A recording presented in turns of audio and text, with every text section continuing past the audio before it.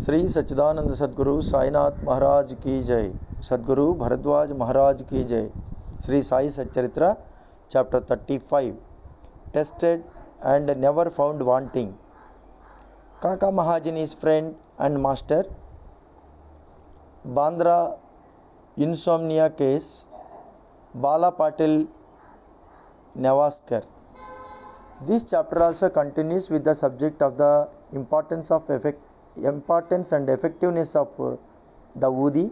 It also gives two cases in which Baba was tested and not found wanting.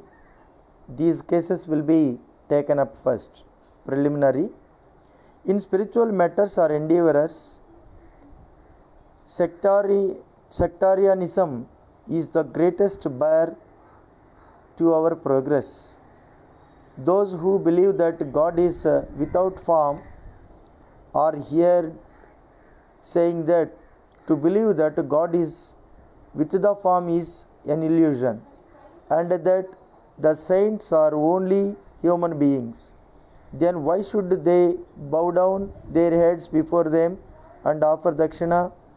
Persons belonging to other sects will also raise objections and say, why should they bow and offer allegiance to other saints, leaving their own gurus?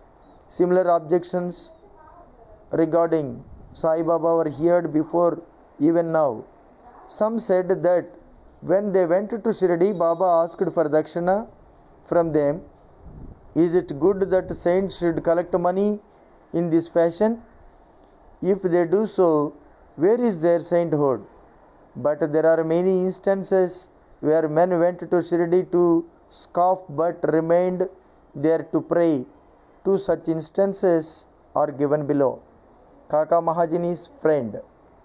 A friend of Kaka Mahajani was a worshipper of Nirgun, God without form, worshipper of Nirgun, God without form, and was averse to idolatry.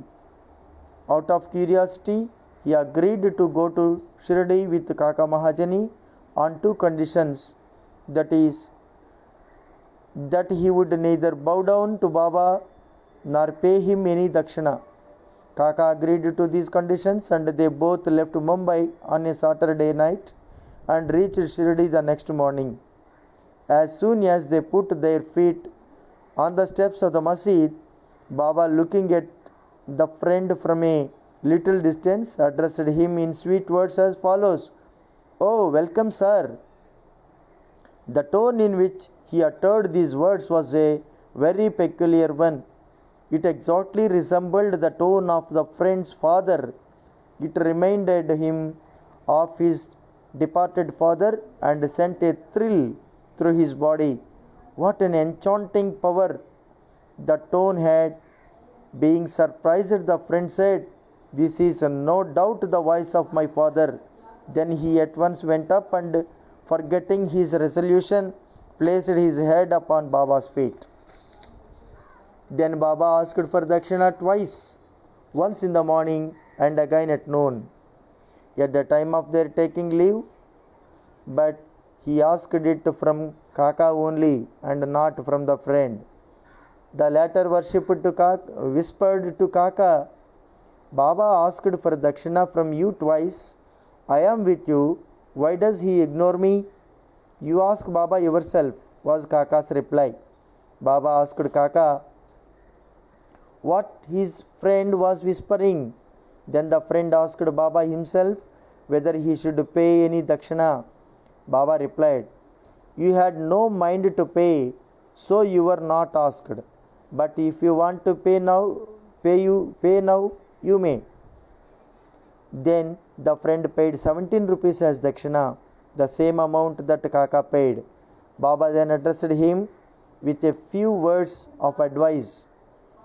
"You destroy the Teli's wall between us so that we can see and meet each other face to face." Then Baba allowed them to leave. Though the weather was cloudy and rough, Baba assured them of their safe journey and both of them reached Mumbai safely.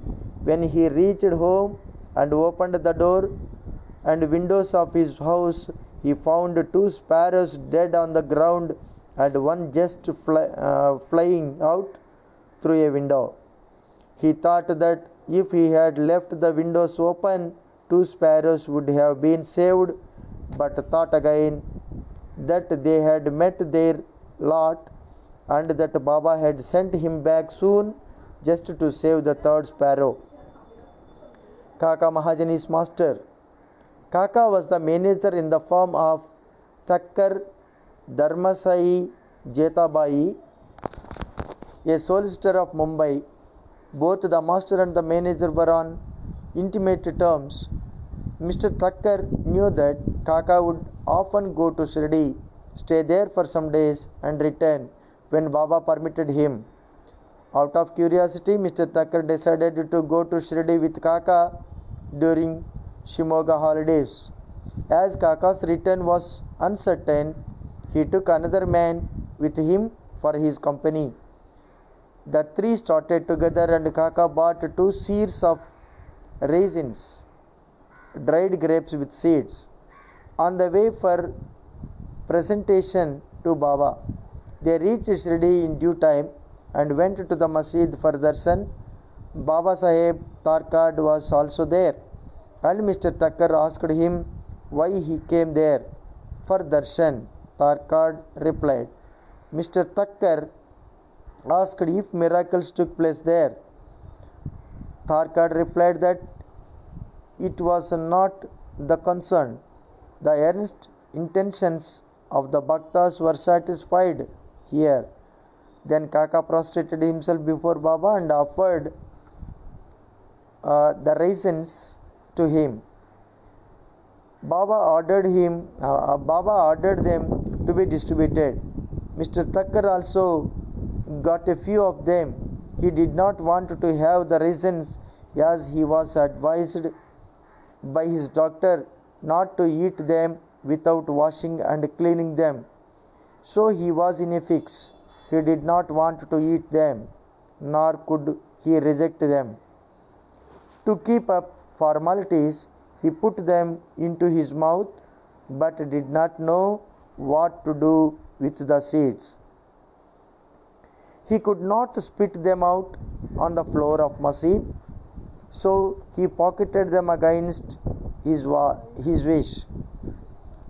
He then said in his mind that if Baba was a saint, could he be ignorant of his dislike for the raisins, and how could he force them on him? When this thought arose in his mind, Baba again gave him some more raisins. He could not eat them but held them in his hand. Then Baba asked him to eat them up. He obeyed and found to his surprise that they were all seedless. He wanted to see miracles, and here was one. He knew that Baba read his thought and as per his wish converted raisins with seeds into seedless. What a wonderful power! Again to test further, he asked Tarkad, who was sitting by and who also got some raisins, what kind of grapes you got? He replied, the variety with seeds. Mr. Thakkar was still more surprised to hear this. Then to confirm his faith further, Thakkar thought in his mind that if Baba was a real saint, the raisins should be now given to Kaka first. Reading this thought also, Baba ordered that distribution should be commenced from Kaka. These proofs were sufficient for Thakkar. Then Shama introduced Mr. Thakkar as the master of Kaka, upon which Baba said, how could he be his master? He has got a different master altogether. Kaka appreciated this reply. After forgetting his resolve, Thakkar saluted Baba and returned to the Vada. There was a fickle-minded gentleman. He had health and wealth and was free from both physical and mental afflictions, but he took on needless anxieties and burdens and wandered hither and thither, thus losing his peace of mind. Sometimes he dropped the burdens and yet other times carried them again. His mind knew no steadiness. On seeing his state, I took pity on him and said, "Now keep your faith on one place you like. Why roam like this?" Thakkar at once understood that this was an exact description of himself. He wished that Kaka should also return with him, but no one expected that Kaka would be allowed to leave Shirdi so soon. Baba read this thought also and permitted Kaka to return with his master. Then Baba asked Kaka for 15 rupees as dakshina and received it. He said, "If I take 1 rupee as dakshina from anybody, I have to return tenfold to him. I never take anything gratis. I never ask anyone indiscriminately. I only ask and take from him whom the fakir, my guru, points out. If anyone is indebted firmly to the fakir, dakshina is received from him. The donor gives, that is, sows his seeds only to reap a rich harvest in future. Wealth should be the means to work out dharma. If it is used for personal enjoyment, it is wasted. Unless you have given it before, you do not get it now.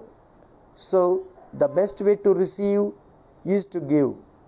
The giving of dakshina advances vairagya or non-attachment and thereby bhakti and dhyan. Give one and receive tenfold. On hearing these words, Mr. Thakkar himself gave 15 rupees in Baba's hand, forgetting his earlier resolve not to do so. He thought it was good that he came to Shirdi, as all his doubts were solved and he learned so much. Baba's skill in handling such cases was unique. Though he conducted all that, he was totally non-attached to them, whether anybody saluted him or not, or whether anybody gave him dakshina or not, all was same to him. He felt no pleasure if he was worshipped and felt no pain if he was disregarded. He had transcended the pairs of opposites, that is, pleasure and pain, etc. Insomnia case. A Kayastha Prabhu gentleman of Bandra suffered from insomnia for long.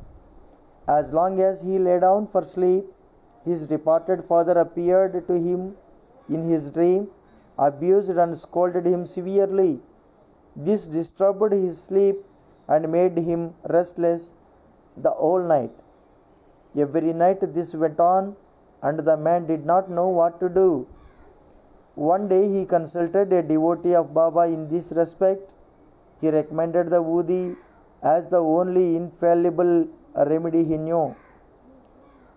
He gave him some of the woody and asked him to apply a little on his forehead before going to bed and keep the woody packet under his pillow. He tried this remedy and found to his great surprise and joy that he had a sound sleep and there was no disturbance of any kind.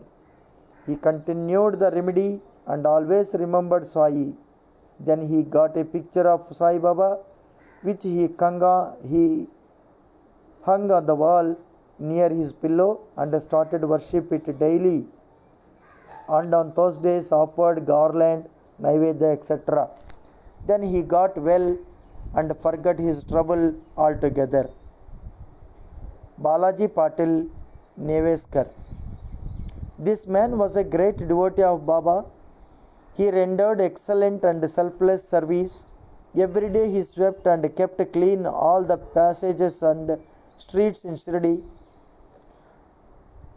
through which Baba passed in his daily routine. After him, this work was done equally well by another devotee, Radhakshnamai, and after her by Abdullah. When Balaji reaped his corn every year, he brought the whole quantity and presented it to Baba.